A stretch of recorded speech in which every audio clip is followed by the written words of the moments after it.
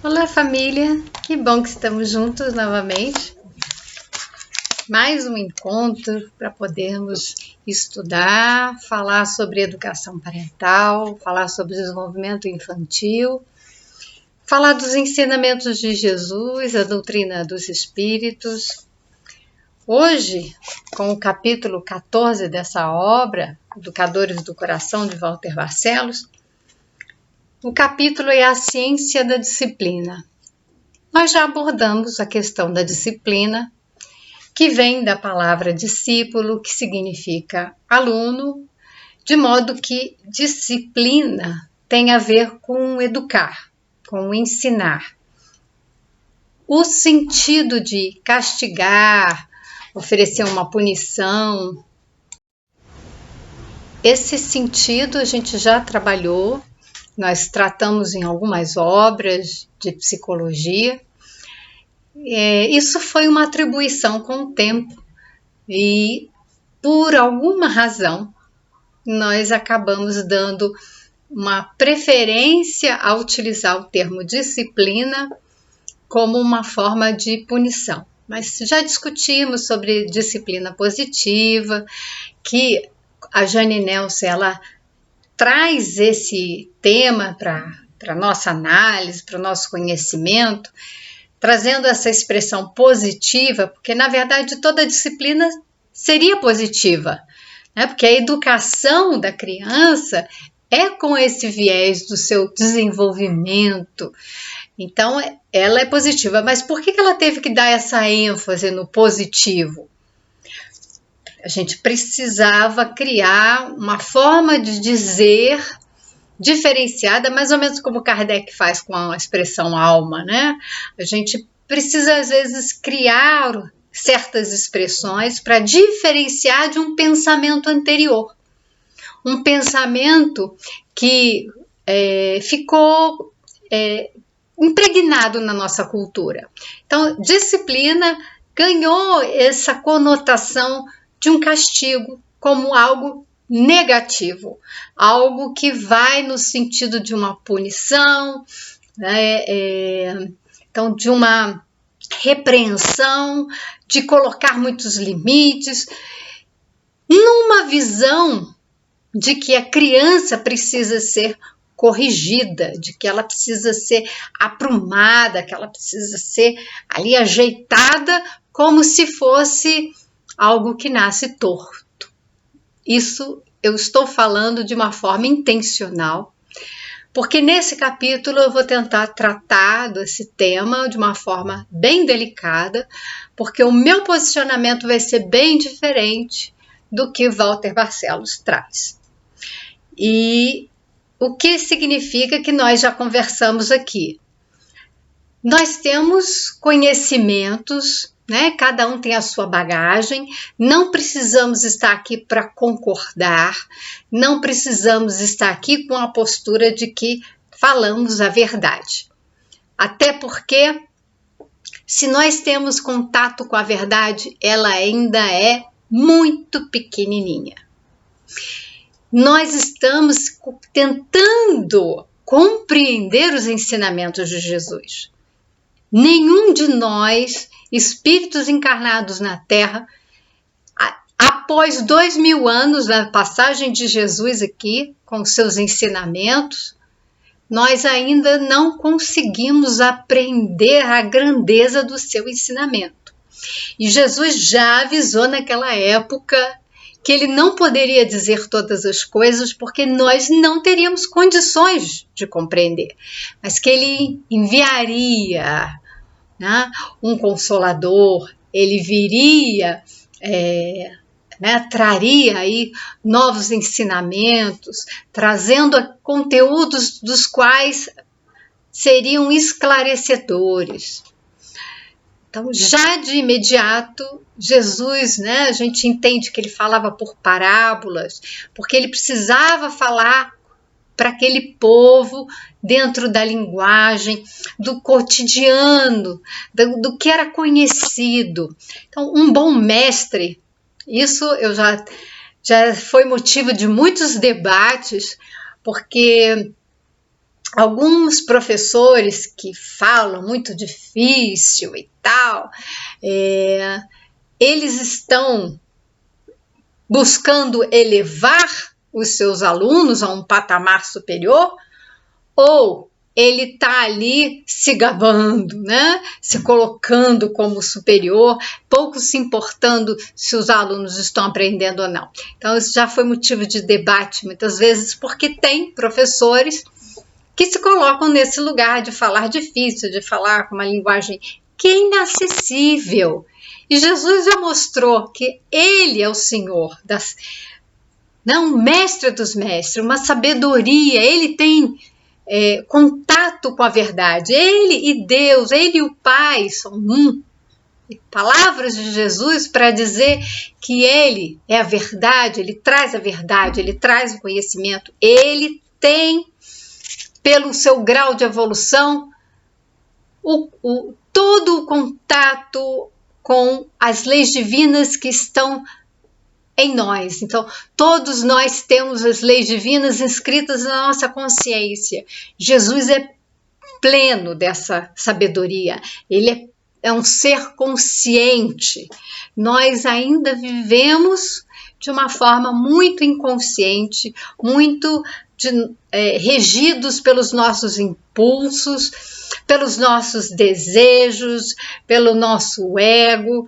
Então, ainda está distante, mas estamos no caminho, no esforço de conhecer os ensinamentos do Cristo e despertar a nossa consciência. Estamos numa era que nós podemos dizer que é o despertar da consciência. Significa que nós estamos despertando, acordando de um sono longo vivido na ilusão da matéria. Esse despertar é importante que a gente diga, porque Jesus era o mestre e ele usava de uma linguagem para transmitir o seu ensinamento, porque não adianta nada a gente ficar aqui falando complicado e ninguém aprender. Ele mesmo falava entregar pérola aos porcos, entregar uma sabedoria, um valor para aqueles que não têm ainda capacidade de compreender, de absorver aquele valor todo, essa sabedoria toda. Então, as pérolas, as informações, a sabedoria do Cristo, ela tem que ser aproveitada como ela é, com esse valor. Então, depende de nós podermos compreender, mas um bom professor, ele vai tentar aproximar do seu aluno, do seu discípulo, transmitir de uma forma que nós possamos compreender e ir despertando a nossa consciência e agregando esse conhecimento. Com isso, o que eu quero dizer? Que nós ainda precisamos estudar bastante o que Jesus ensinou, não ficarmos presos, que a gente fala, ao pé da letra. Não é uma análise literal das suas palavras, é uma análise que é simbólica, ela traz um sentido ali por trás. Mas tudo que está escrito, e aí nós vamos voltar, porque ele vai falar aqui da Bíblia, então, como a Bíblia é um conjunto de livros, Então são textos ditos sagrados. E é importante que a gente entenda essa expressão, sagrado, como se a gente não pudesse analisar e questionar o que está ali. E ele coloca que é uma sabedoria espiritual. Só que tudo que é escrito foi escrito por mãos de espíritos encarnados, com a influência dos espíritos superiores, tudo bem, mas por aqueles espíritos que ainda estavam compreendendo a vida, a natureza das coisas, estavam vivendo em uma sociedade que tinha regras, que tinha seus valores, que tinha suas crenças. Então, quando a gente diz sagrado, nos dá o quê? A impressão de que é algo que não podemos questionar. Então, isso seria um dogma. Então, é utilizado muitas vezes até com uma leitura literal, de ler aquilo ali e aplicar aquilo que está escrito sem entender o que está por trás daquelas palavras, daquela época, inclusive. Porque Jesus, ele usou de parábolas, contando histórias que diziam a respeito àquela cultura. Então, para lermos as parábolas de Jesus, é importante que a gente estude aquela cultura, aquele momento histórico, o contexto, ele tem que estar presente, porque senão, toda vez que a gente lê um documento que foi escrito há 500 anos, né, os filósofos há 1000 anos, 2000 anos, até antes disso, aqueles filósofos que vieram e produziram como Sócrates, Platão, nós trazemos esse conhecimento deles para os dias de hoje, mas a gente tem que entender a época que eles viveram, o contexto que eles viveram. Aplicar naquela época, no contexto atual, pode nos levar a equívocos. Por que eu estou dizendo isso? Porque nesse texto, nesse capítulo, ele vai citar o livro Provérbios e outros aqui do Velho e do Novo Testamento. Ele vai trazer alguns trechos, né? Então, um aqui é: o menino manifesta logo por seus atos se seu proceder será puro e reto. Está em Provérbios, capítulo 22, versículo 11. E ele vai trazer outras frases que nós vamos ter que problematizar um pouco mais do que trouxe aqui o Walter Barcelos.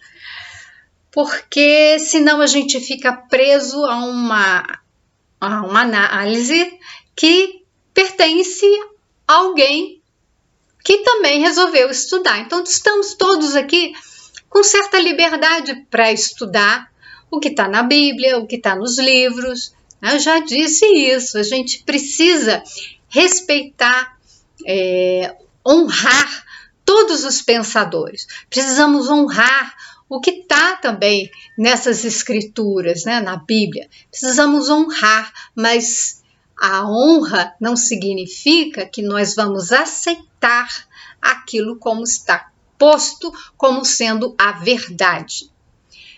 Repetindo, nós estamos longe de saber qual é a verdade.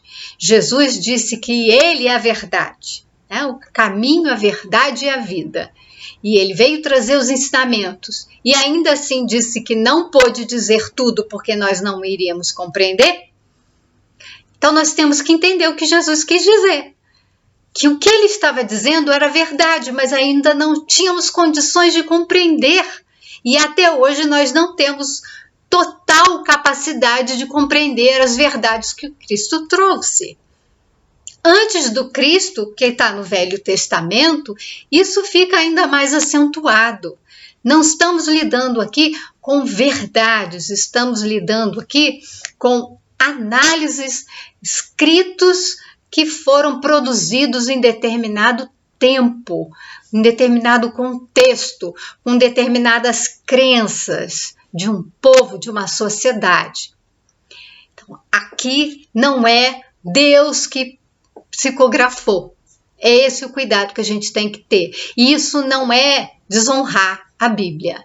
Isso é tratar a Bíblia com a análise cuidadosa que a gente deve ter. Reconhecendo ali nos seus escritos, que vai trazer uma sabedoria, mas vai trazer também um conteúdo de uma época, de um olhar de uma época em que aquilo fazia sentido para aquela sociedade naquele momento e que evolui.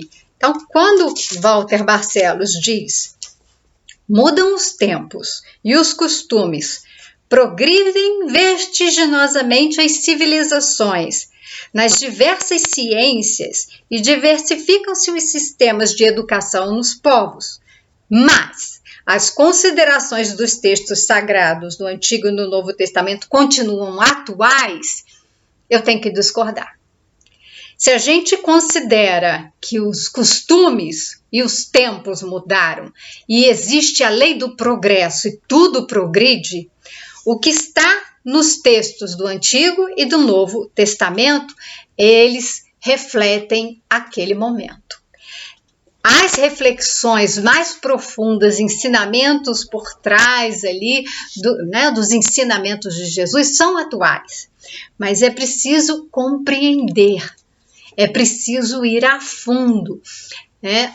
Nós não estamos falando só de Jesus, ele traz aqui textos do Velho Testamento, então, que é anterior, e Jesus já veio trazendo uma modificação, um novo olhar. A gente fala de uma segunda revelação e o Espiritismo como terceira revelação, ou seja, trazendo outras explicações, esse avanço no entendimento. Então, cuidado para não ficar preso como se ali tivessem verdades incontestáveis, né? Esse mais aqui, mais as considerações dos textos, elas precisam passar por uma análise do nosso tempo. Né? Não podemos ficar ali aplicando algo que fazia sentido numa época para hoje. O que eu quero dizer isso? Eu vou ler umas passagens para a gente ter isso bem mais claro, tá? Porque se a gente ficar preso àquilo, a determinados princípios, valores de determinada época, significa que a gente nega esse progresso, tá? Então, ele fala, é preciso interpretar em espírito e verdade. Sim, nós precisamos interpretar em espírito e verdade. Essa interpretação, né, que não é literal, não está presa à letra, não é uma leitura do concreto, mas uma abstração do que está ali, das palavras, dos conceitos. Essa abstração é que nós precisamos fazer. E não é tão simples de se fazer. Então, eu recomendo o estudo, por exemplo, das obras das parábolas de Jesus. Já falei em determinado momento aqui, eu vou colocar na descrição desse vídeo. Recomendo porque são pessoas, grandes estudiosos, né, da Bíblia, e que fizeram, nesse caso, o estudo das parábolas, contextualizando, buscando uma interpretação que faça sentido na nossa época.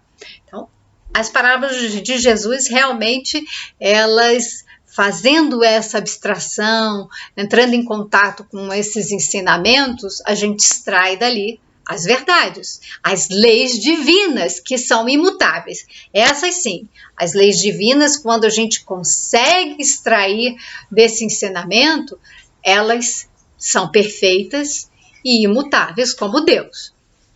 Então, essa análise, esse cuidado quando a gente vai fazer um estudo que a gente tem que ter.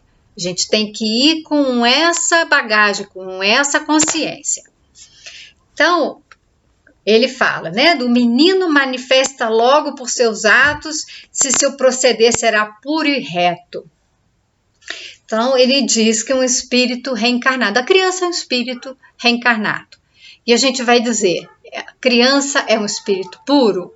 Não é. Tá?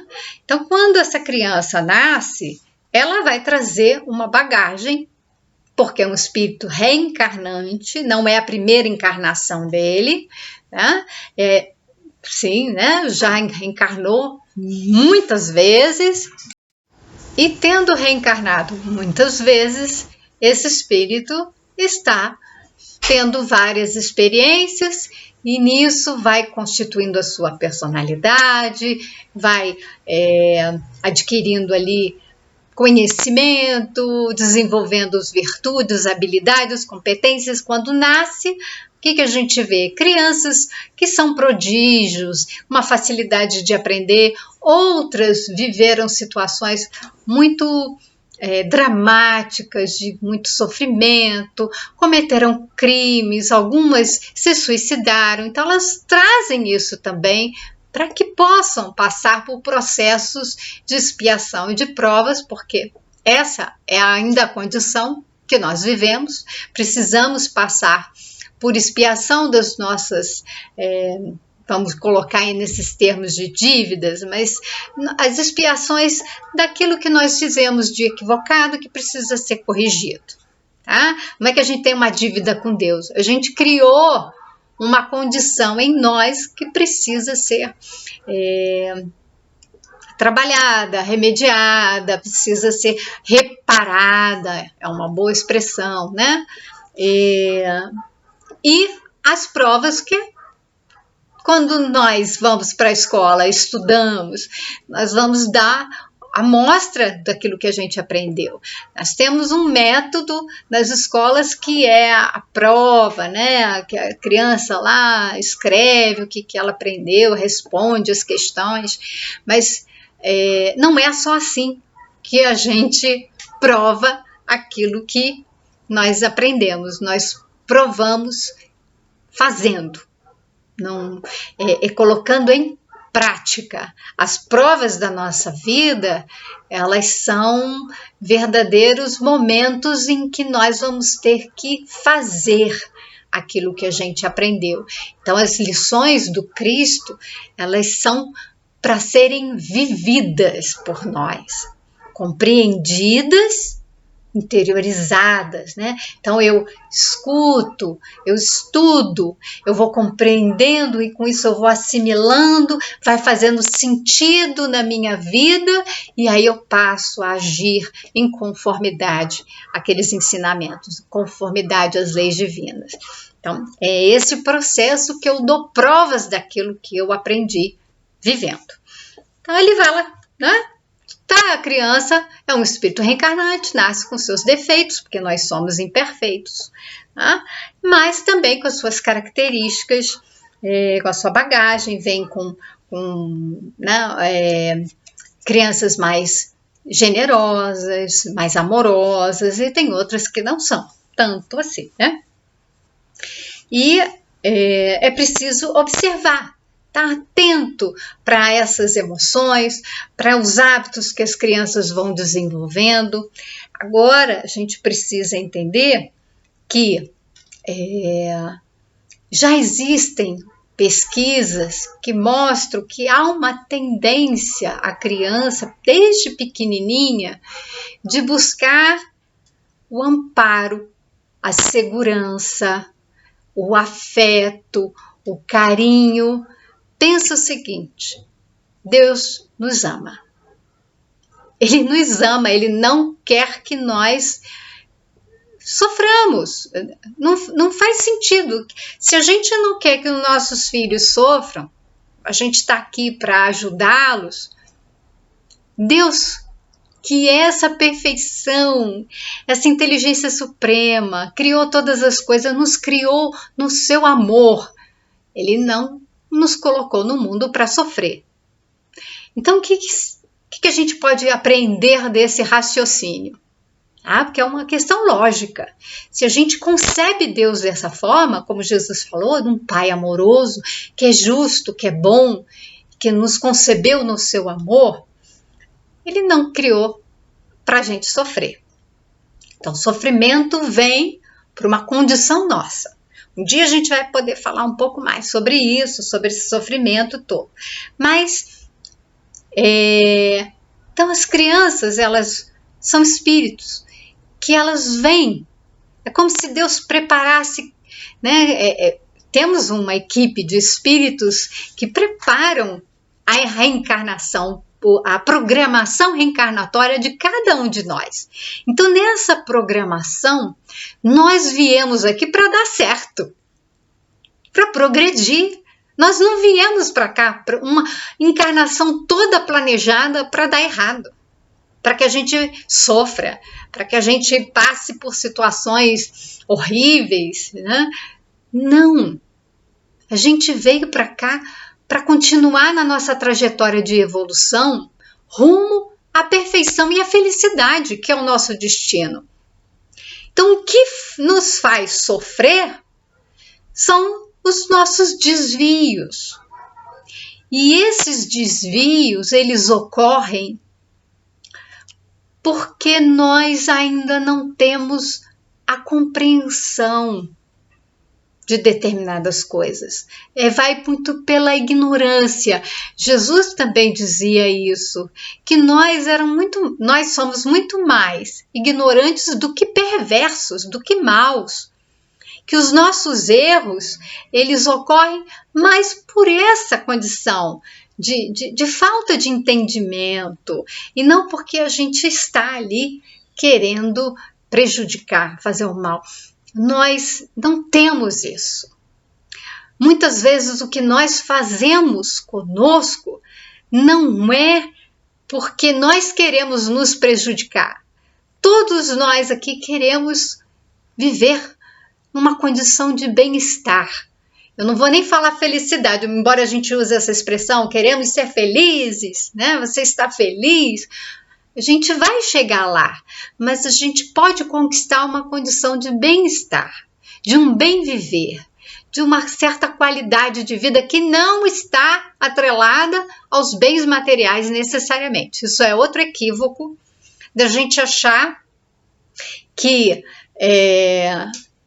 se eu tenho determinadas coisas, então eu trabalho, tenho dinheiro, e com dinheiro eu tenho a possibilidade de comprar coisas que vão me dar bem-estar. Isso ocorre quando a gente tem um olhar preso no aspecto material.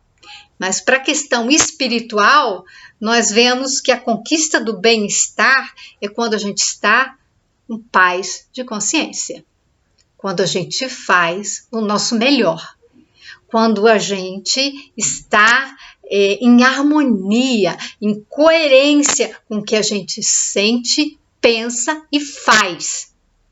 Essa é uma condição de bem-estar, de equilíbrio. É pensar, sentir, né? A gente coloca a mão na cabeça quando diz que pensa, né? E sentir do coração.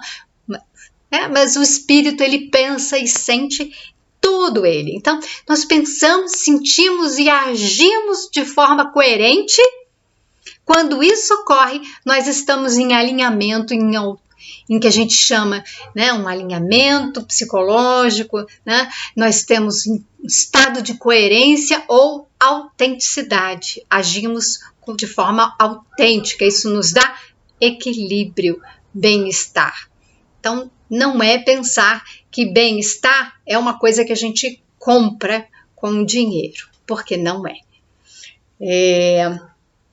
Então, quando a gente vai entender aqui que nós vamos olhar para essa criança ao nascer, esse espírito, e nós vamos ver que ela já demonstra algumas tendências. E nós, adultos, os educadores, nós temos o quê? Uma responsabilidade, né? Deus nos deu a guarda, a tutela dos filhos dele. Então, já partimos desse princípio de que os filhos não são nossos, mas nós temos a responsabilidade de cuidar deles. Então, nós vamos perceber o quê? Como que essa criança vem? Quais são as características que ela apresenta? Se é puro e reto, isso é uma das possibilidades. Nós vamos verificar as características daquela criança, aquele espírito que está reencarnando. Então, este é um ponto, tá? Depois ele traz o provérbio 22:6, que ensina a criança o caminho que ela deve seguir, mesmo quando envelhecer, dele não se há de afastar. Então, nós temos essa responsabilidade de ir orientando a criança, mas nós precisamos permitir que essa criança possa aflorar aquilo que já foi colocado nela. Esse é um ponto importante. somos espíritos imperfeitos, mas como nós nascemos nessa condição de criança, de uma infância que ela é necessária para o espírito, para que ele receba do ambiente, receba dos seus cuidadores, receba do meio em que ele vive, né? Então, de todas essas relações, as condições que ele precisa para se desenvolver. Então, nós estamos falando de uma condição, né, em que nós temos um papel importante, nós temos uma missão importante, que é perceber essa criança, nas características que ela tem.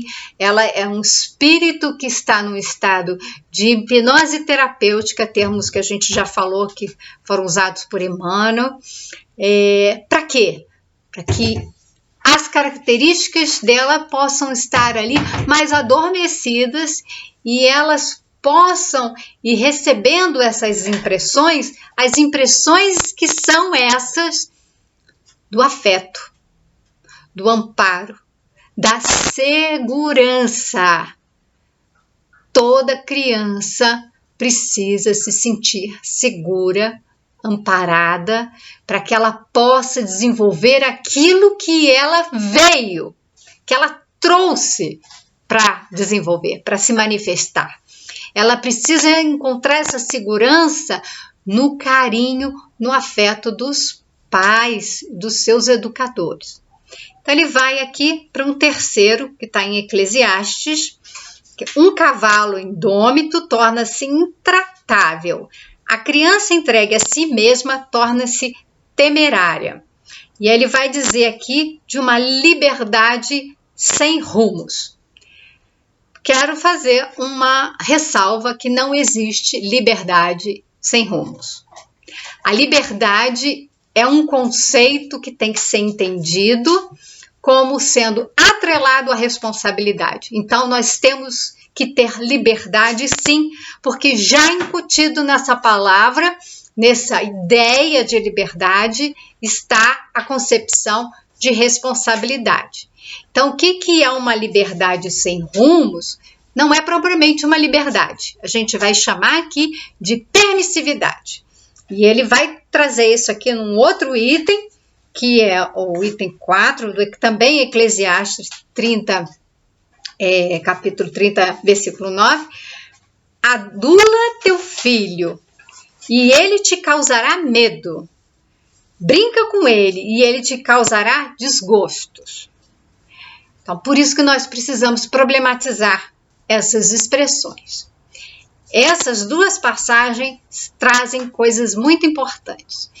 Primeiro, que a criança, o filho, a criança, ela era vista naquela época de uma forma. Hoje nós vemos a criança de outra forma. Naquela época não se pensava em uma criança, em um filho como um espírito reencarnante. Não se considerava esse processo reencarnatório.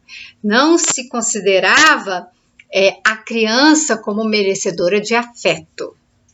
Tá? Então, quando ele fala adula teu filho e ele te causará medo, brinca com ele e te causará desgostos, isso é muito forte, por isso que a gente precisa ir além.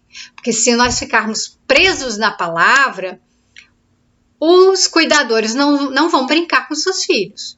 Então, Walter Barcelos, ele está mais cuidadoso aqui nessa análise, que ele vai dizer, né, que nós temos sim que brincar com os nossos filhos, mas ele diz que não temos que brincar de ser pai ou brincar de educar. É uma forma que ele adotou para entender essa passagem. Mas veja que é uma interpretação do autor. Tá? Ele deu essa explicação. Poderemos dar outras. Não poderemos ficar ali presos na palavra. Agora, quando diz brincar e adular o filho, é preciso entender naquela época, o contexto.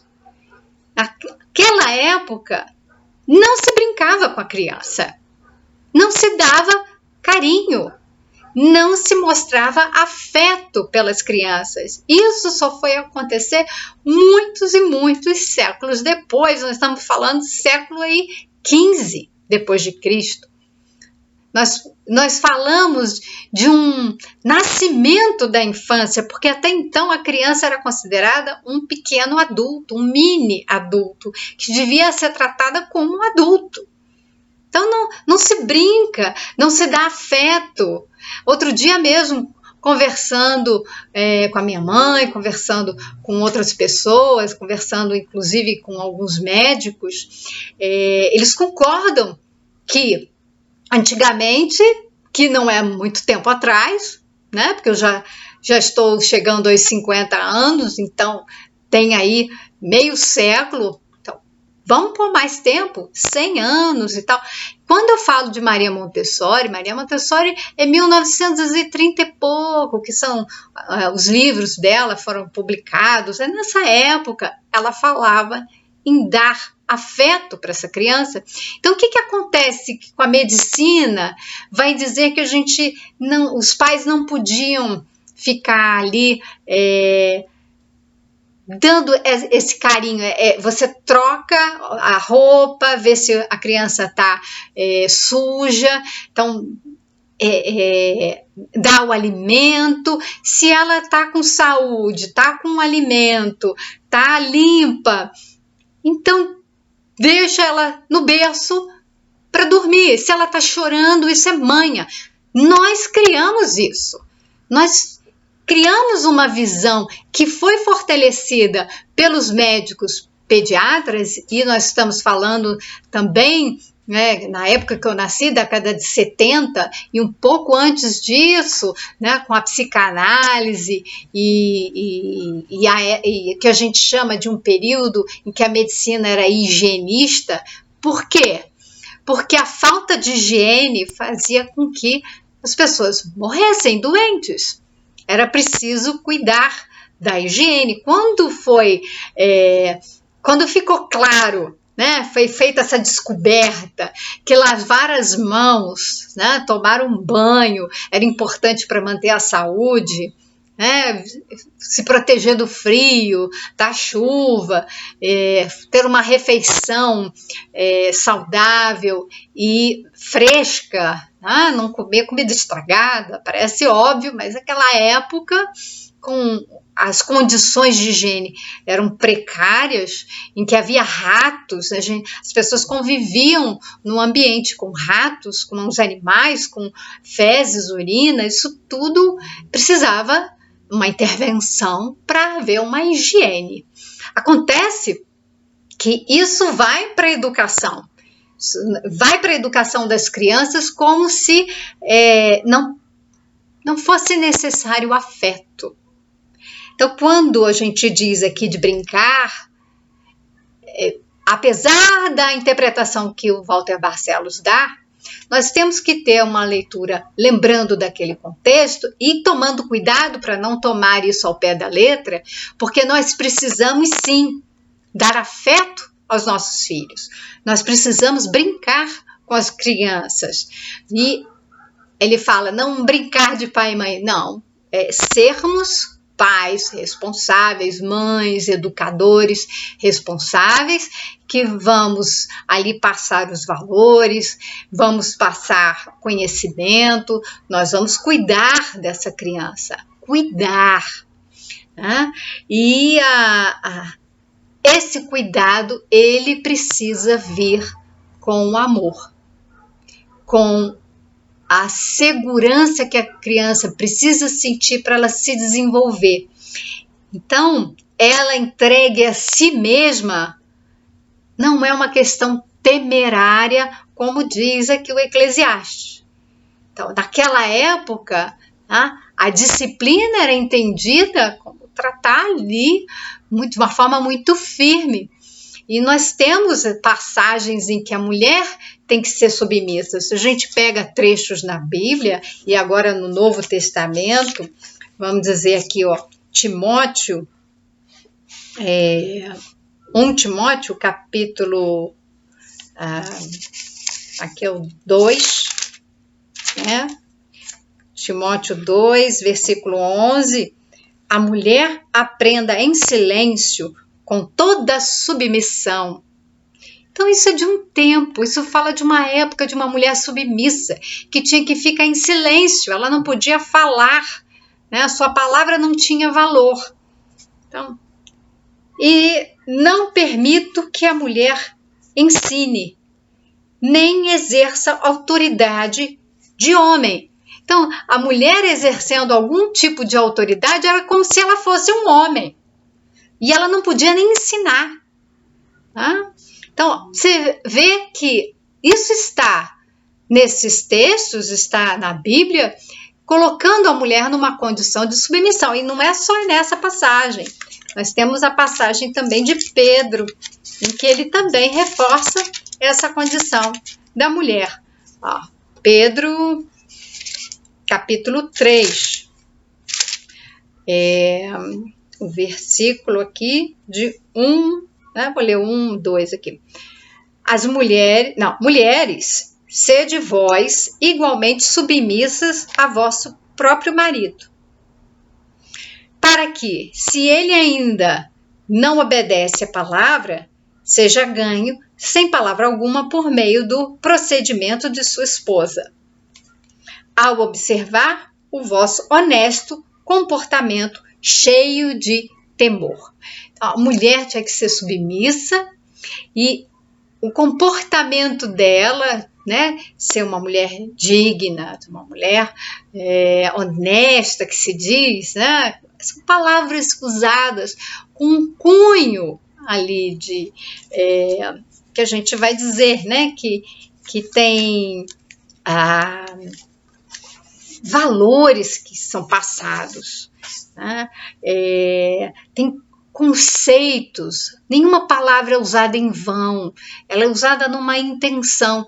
Então, fazia sentido naquela época escrever para dizer que as mulheres tinham que ser submissas aos seus maridos, que elas tinham que ali obedecer, e tem ali na passagem ainda fala as mulheres e os escravos. Então estamos falando numa época em que a escravidão era bem vista, era considerada como algo natural, esperado, e a escravidão se manteve por muitos e muitos séculos. Nós estamos falando isso antes de Cristo, depois de Cristo, até nós temos aí século XIX. Então, hoje ainda temos condições de escravidão que nós precisamos cuidar disso. Tá? Então, para não me alongar muito, tenho esse trecho aqui, que essa criança solta, com os seus instintos e desejos e emoções, é como se essa criança fosse vista como tendo maus instintos. Como se existia uma visão de que a criança trazia um mal, um pecado original, um certo mal, uma tendência ruim. Então, temos que ver o que vai aparecer dessa criança, qual tendência, que vai ser como se ali tivesse um ser, né, do mal. E outros autores falando de uma criança como um ser angelical.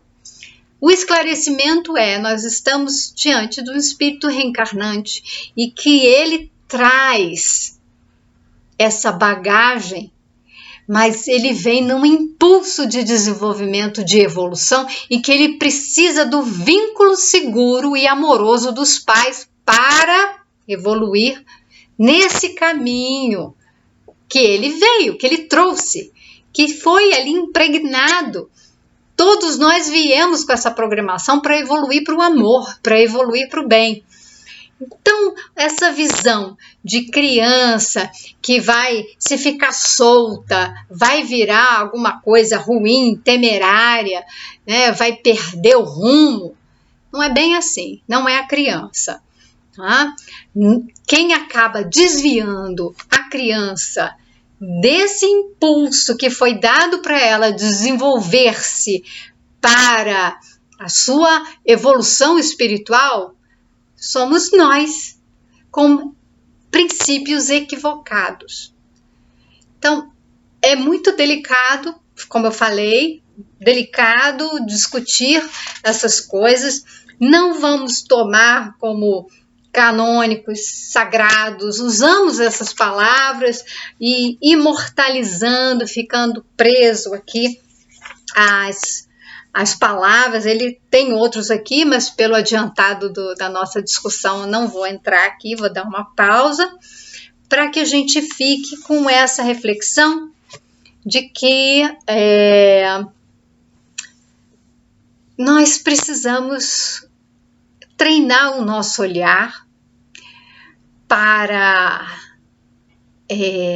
a criança como um ser espiritual. Nós somos seres espirituais, que nós viemos aqui com um projeto de amor, de progresso para Deus, para nos levar a Deus, nos conduzir a Deus, e que temos que ler tudo que estiver, né, ao nosso alcance, todas as obras, inclusive a Bíblia, com olhos de ver, né, para compreender o que está ali, o que nos diz, o que nos toca, porque é um momento que nós podemos compreender. Mais adiante, com o nosso grau de evolução, foi o que Jesus falou: quando vocês tiverem condições de compreender mais, eu vou dar mais um pouquinho. Então, quando nós tivermos condições de aprender, nós vamos conseguir compreender o que foi dito, o que está ali de lei divina, né? Do que está ali como verdade.